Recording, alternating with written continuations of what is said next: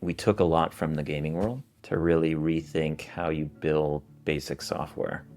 So we're actually using a game engine, Apple's game engine Scene Kit. We create a lot of assets in Blender, we create animations in Blender, and then a lot of it's just done in code with Apple's toolkits. But it's a very different pipeline than the typical, let's draw the picture in Figma and then have the engineers try and build it to spec. I sort of think that this is maybe the future of tools in a way.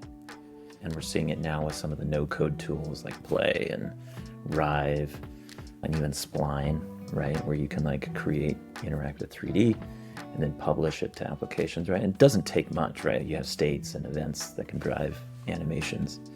But game engines have kind of had this for a long time.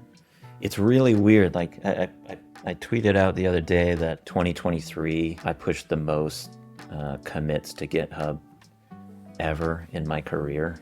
I'm not really a developer by training.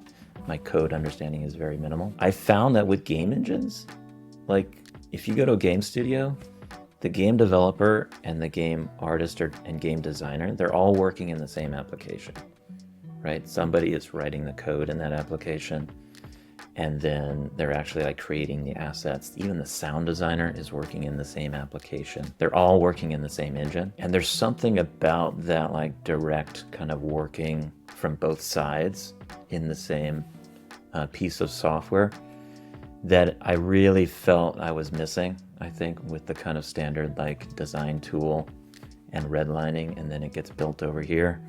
So it's been like a super gratifying process where it's like, it's both very different and kind of complicated, and there's certainly like a ton of issues and challenges with it, but at the same time it feels very rewarding in a way that like the sort of standard process never has.